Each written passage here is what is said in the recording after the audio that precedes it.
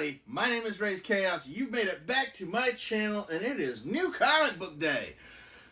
Probably my favorite day, because these comic covers, these Funko Pop comic covers are like my favorite thing in the world right now.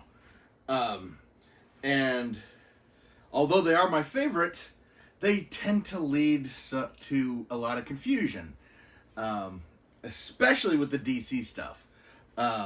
This is the Batman. This is actually Batman number 423, even though it is not on the cover at all. The number is not on here. I don't know if they just forgot or they just didn't care. It is the Entertainment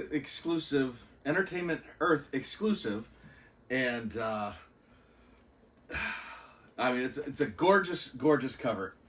If I could talk about the comic book for a second, the comic book itself, Batman number 423. It's nobody's first appearance. The interior was done by Jim Starlin and Dave Cockrum, who were working on the book at the time. It's a standalone issue. It's not part of a bigger story, and like I said, it's nobody's first appearance.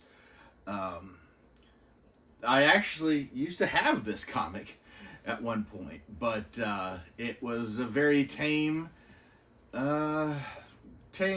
just kind of standard Batman story that really didn't involve too much, and you really don't miss out. As a matter of fact, I've seen a lot of this particular storyline. I've seen it adapted different ways and told different ways, like several times, even under the Batman. Even under Batman, so there's nothing really much standing out about this except for the Todd McFarlane cover. That is the main draw, and that's what makes it a good choice for this, even though it really doesn't, just to go with this one just doesn't really make sense to me in general. I love it, but again, you've got the creepy Batman with the big cape thing, which you could see that's exactly why they did it. And if you follow Todd McFarlane's work, you can tell this is some of his earlier stuff. This is right about the time he was getting ready to, I think he worked at DC, then Marvel, then he went on to create Spawn. Yeah, it's not even really, they got the cape work in there, but it's not even really a good representation of the cover, because he's actually holding another person, and that person is just not here. It's not represented in the pop. It's a little confusing. I mean, it's awesome. It's a really cool pop. It's a really cool sculpt. Like I said, I had this issue one time, so that kind of makes it personally cool for me. But yeah, I don't understand quite how they decide these. They are gorgeous, and I love getting them, and I'll continue to keep getting them.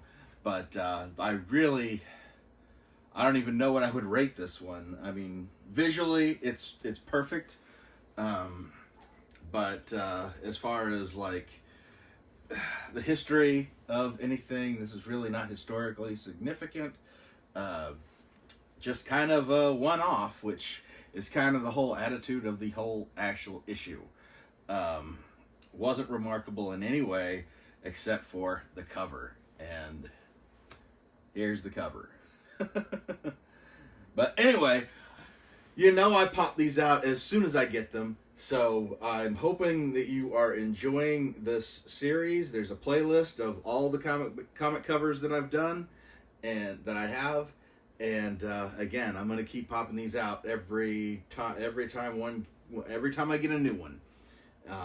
Like I said, this is my favorite Funko line right now. So yeah, I have yet to find one that I don't want. So I hope they don't put them out any faster than they are right now, because I don't want to drown in these, because they are big. But yeah. Anyway, subscribe to the channel if you haven't already. Let me know if you had this issue, because I know it was in like a Walmart 3-pack at one point. like in the late 80s. So I wouldn't be surprised if other people had this issue. I mean, I sure as heck did, and I know a lot. It was in a Walmart 3-pack at one point. That's how I got it. But click like on the video if you enjoyed it. Let me know how you're enjoying the comic book covers and how many you've got so far. And never forget that life is full of odd moments, and you never know when you're going to be defined.